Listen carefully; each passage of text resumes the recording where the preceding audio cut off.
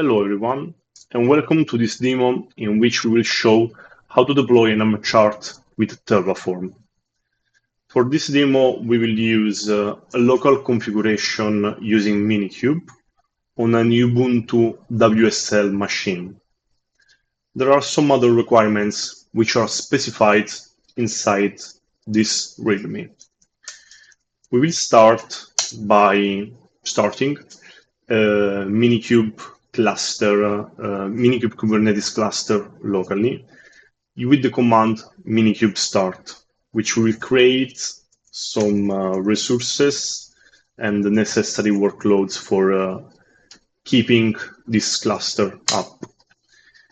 We should now wait for the resources, the pods, to be created, and we can check it with command kubectl get pods. We can see that the configuration created by Kubernetes is now stored inside this file, which is inside the kube hidden folder and the config file. Once that all the pods are in an operational state, we can finally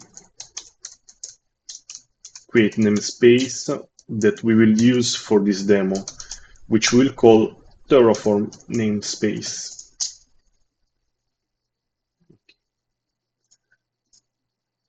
You can follow along with the repository that I will provide inside the description of this video. But let's have a quick look of what's inside this repository. You have the README, which we'll use to follow along. You will have two Terraform files. The first one is provider.tf, which has the two providers defined inside itself, the Kubernetes provider and the Helm one, which are the entities with which Terraform interacts for this demo. And then we have the release file that has the information about the values file and the chart that we will use later on. But for this demo, I also provided the opportunity to run the demo without Terraform, only with the bare Helm. So for this scope, a Helm chart has been created, a Helm chart that I named custom ngnx, and which I then edited. But we will replicate all the steps required to create this chart right now. So we'll run the command helm create with the name of the chart that we want to create. And once my Visual Studio Code session refreshes, voila, it's available. We will do some little modifications to this chart and values YAML. For example, we set the replica count to 2. We modify the service to node port type and specify the port, which will be, for this example, will be 13201 exactly. And we set the resources limitations as suggested by these default values.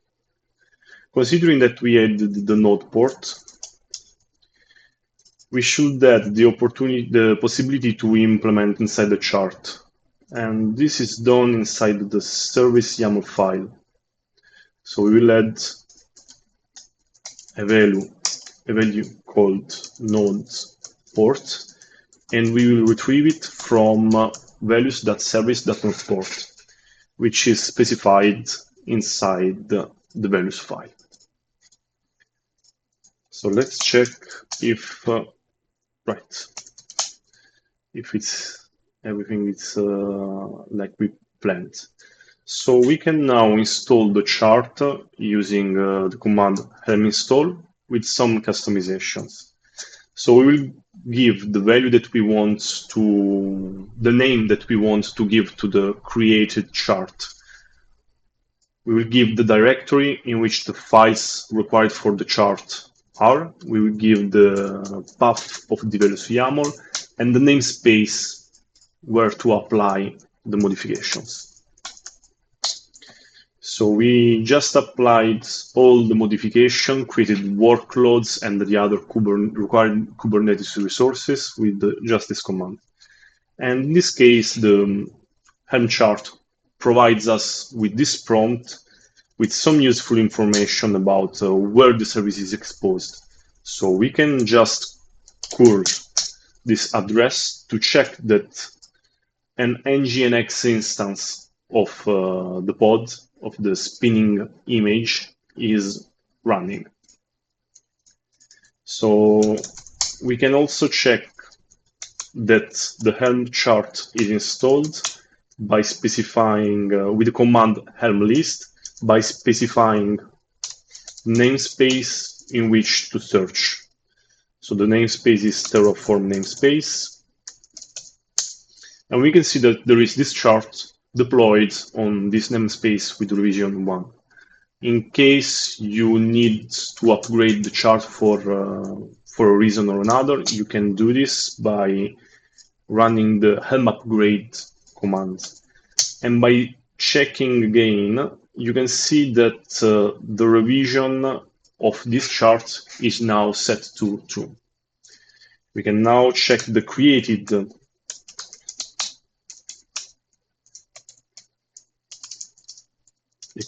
resources. This is the deployment. You can check the pods, which are 2, because we set the replica to 2, and also the service that allows us to communicate within the service, within the application. So now is the moment to reset the environment by uninstalling this Helm chart. And by making the same commands as before, like for example, get pods, we can see that there are no pods installed. And by running again helm list, checking, searching for the installed chart, we can see that there are none. Now is the moment to move along with the demo using Terraform. In this case, we will replicate the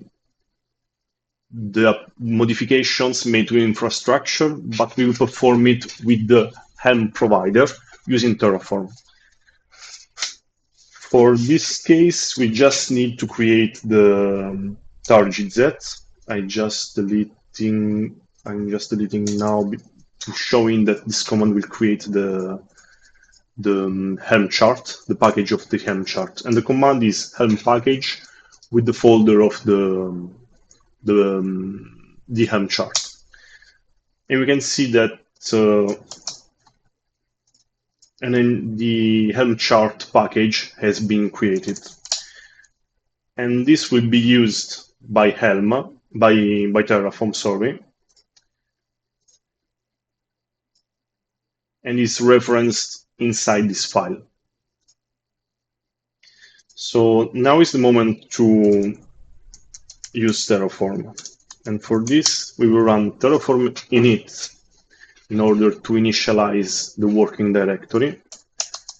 Then Terraform plan to check the modifications that Terraform plans to perform in order to apply the plan that we are creating. So we can see that a release will be created, which is called nginx release.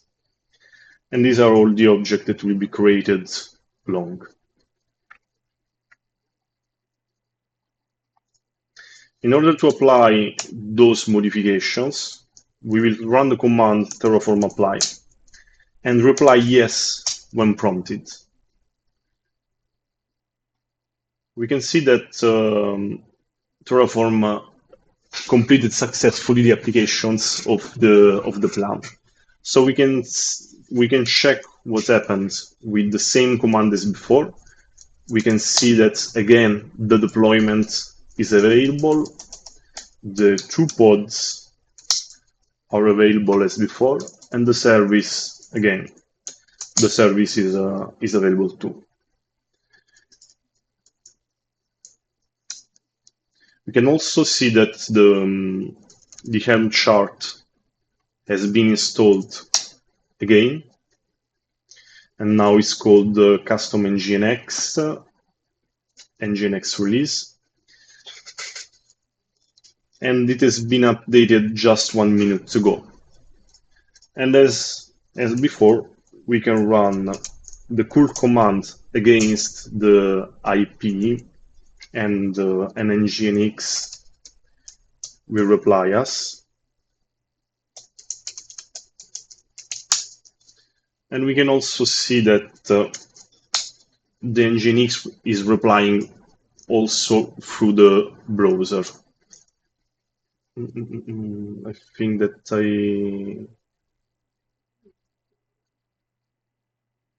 window capture. Okay. Google Chrome. Okay. Just change the registration, the recording window.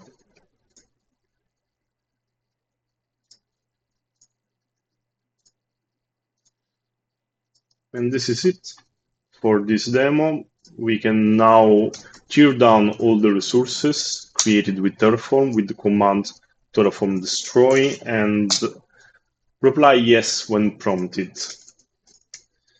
And in order to shut down the Kubernetes Minikube cluster, we can delete the namespace and finally type Minikube stop in order to stop the running Kubernetes cluster.